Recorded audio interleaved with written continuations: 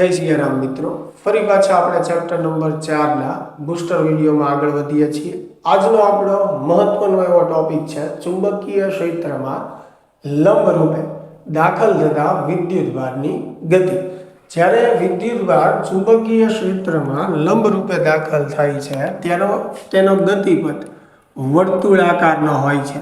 અહીંયા આપણે પુસ્તકના પાનાને લંબ અથવા મારું જે બોર્ડ છે એને લંબ એવી અંદરની દિશા તરફ આપણે ચુંબકીય ક્ષેત્રની દિશા લઈએ છીએ।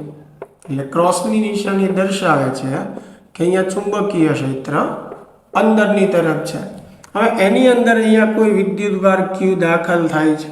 હવે મિત્રો આનો ઓરિજિનલ કોન્સેપ્ટ માટે આપણે બીજા અગાઉના પણ બે સ્ટેપ સમજવા પડે, પણ આ આપણા રિવિઝન વિડીયો લેક્ચર છે એટલે આમાં આપણે ડિટેલની ચર્ચા કરતા નથી, એટલે સીધું આપણે અહીંયાથી જ સ્ટાર્ટ કરીએ છીએ। હવે ધારો કે આ કણ જે છે એની વેગની દિશા જે છે આ છે, બરાબર। તો અને ચુંબકીય ક્ષેત્ર જે છે એ અંદરની તરફ છે, તો સીધી વાત છે કે આ જે કણ છે એની વેગની દિશા આ બાજુ છે એટલે એનું બાહ્ય બળ આ તરફ છે એવું સમજી શકાય। હવે એની ઉપર ચુંબકીય ક્ષેત્ર વડે પણ બળ લાગશે, લોરેન્ઝ બળ। એની દિશા નક્કી કરવી હોય આપણે તો જમણા હાથની બધી આંગળીઓ આપણે ચુંબકીય ક્ષેત્રની દિશામાં એટલે અંદર તરફ રાખી, અંગૂઠો વેગની દિશામાં એટલે આંગળીઓ ચુંબકીય ક્ષેત્રની દિશામાં, અંગૂઠો વેગની દિશામાં, તો હથેળી ઉપર તરફ આવશે એટલે આના પર લાગતું જે બળ છે એ ઉપરની તરફ આવશે, બરાબર। તો અહીંયા આ જે વિદ્યુતભારિત કણ છે એના પર બે બળ લાગે છે, તો એ કઈ દિશામાં ગતિ કરશે તો કે બંને બળોના પરિણામી બળની દિશામાં, એટલે એ આવી રીતે ગતિ કરશે અંદર। દરેક ક્ષણે આ વિદ્યુતભાર ઉપર બે બળો લાગતા હશે, એક એના વેગની દિશાનું જે બળ છે એ અને એક લોરેન્ઝ બળ છે। અને દરેક વખતે કણ કઈ દિશામાં ગતિ કરશે તો કે બંને બળના પરિણામી બળની દિશામાં, અને એનું પરિણામી બળ બંનેની વચ્ચે જશે, આપણને ખ્યાલ છે। ચાલો, તો આવી રીતે વિદ્યુતભારિત કણ જે છે એ ચુંબકીય ક્ષેત્રમાં ગતિ કરતો હશે, તો આનો ગતિપથ જે છે આપણે પહેલા દોરી નાખીએ, ત્યારબાદ સમજીએ દરેક જગ્યાએ બળ કેમ લાગશે, બરાબર। ચાલો, કણ અહીંયા છે ત્યારે આપણે જોયું કે આ વેગની દિશા છે, બરાબર। તો બળ જે છે ક્યાં લાગશે? ઉપર તરફ, Fm, બરાબર। એટલે આ કણ જે છે બંનેના પરિણામી બળની દિશામાં ગતિ કરશે। તમે બધી જગ્યાએ હવે ધારો કે અહીંયા ચેક કરો તો પણ એ જ આવશે। દાખલા તરીકે અહીંયા ચેક કરીએ તો વેગ જે છે આ દિશામાં આવશે, તો બળ જે છે તે લંબ આ તરફ આવશે। આ પોઈન્ટ પાસે તમે ચેક કરો તો વેગ સ્પર્શકની દિશામાં હશે અહીંયા, એટલે પદાર્થ ઉપર લાગતું વિદ્યુતભાર પર લાગતું બળ આ દિશામાં છે વેગના લીધે। હવે ચુંબકીય બળ કઈ દિશામાં લાગશે તો ચુંબકીય ક્ષેત્રની દિશામાં, આંગળીઓ અંગૂઠો વેગની દિશામાં, તો મારી હથેળી અંદર તરફ આવશે એટલે આ ચુંબકીય બળ અંદર તરફ આવશે।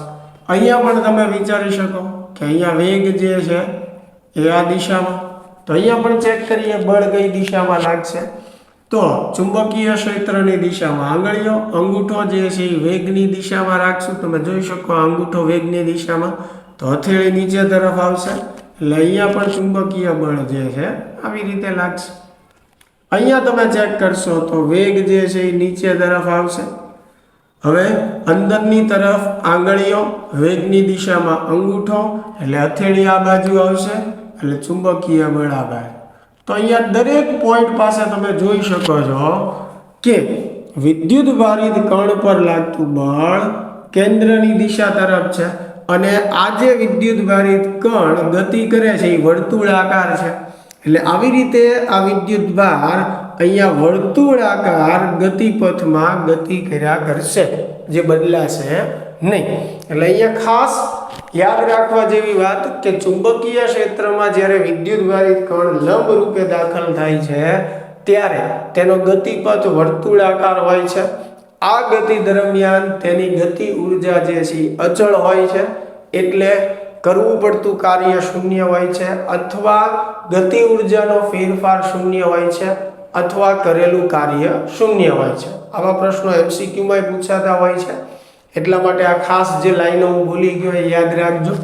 ચાલો, અહીંયા જોઈ શકીએ કે આ જે ચુંબકીય બળ જે છે એ કેન્દ્ર તરફની દિશામાં છે, એટલે એ જરૂરી એવું કેન્દ્રગામી બળ પૂરું પાડે છે. એટલે એના બરાબર આપણે લખી શકીએ mv²/r, કેન્દ્રગામી બળનું સૂત્ર. ચુંબકીય બળનું સૂત્ર થાય QVB, કારણ કે લંબ છે એટલે મેક્સિમમ બળ લાગશે.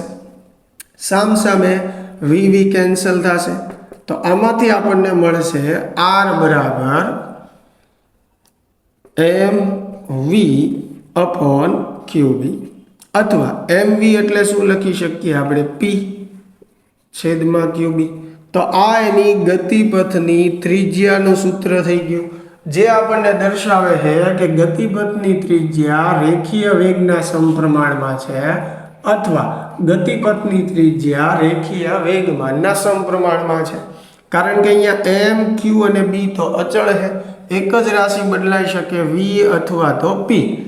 તો ચુંબકીય ક્ષેત્રમાં લંબ રૂપે ગતિ કરતા વિદ્યુતભારિત કણની ગતિપથની ત્રિજ્યા રેખીય વેગના સમપ્રમાણમાં હોય છે, અથવા તો રેખીય વેગમાનના સમપ્રમાણમાં. આ પણ MCQમાં ઘણી વખત બોર્ડમાં પૂછાઈ ગયેલું છે. ચાલો આગળ વધીએ. તો સમીકરણ 1 જે છે એમાં v ના સ્થાને આપણે r ઓમેગા મૂકીએ, અહીંયા છેદમાં rm નો એક vv અહીંયા કેન્સલ થયું, એક જ v વધે છે, v ની જગ્યાએ r ઓમેગા, r કેન્સલ. ઓમેગાને સૂત્રનો કરતા બનાવો તો ઓમેગા બરાબર સૂત્ર થશે qb ના છેદમાં m, અને જે તમને દર્શાવે છે કે અચળ છે, કારણ કે આ ગતિ દરમિયાન વિદ્યુતભારિત કણોનું દળ કે વિદ્યુતભાર બદલાવાનો નથી. અને બી એટલે બાહ્ય ચુંબકીય ક્ષેત્ર, એ પણ આપણે બદલતા નથી, અચળ છે.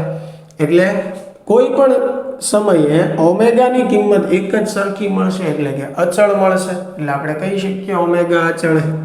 ઓમેગાની જગ્યાએ 2πf મૂકીએ તો સૂત્ર આવી રીતે બનશે. f જે છે એને આવૃત્તિ કહેવામાં આવે, તો f બરાબર થશે 1/2π QB/m. તો આવૃત્તિનું સૂત્ર થઈ ગયું. આ પણ અચળ છે. અને આવર્તકાળ આપણે જોઈતો હોય તો આવર્તકાળનું સૂત્ર t બરાબર થશે 1/m, એટલે કે 2πm/QB. તો આ પણ અચળ થશે.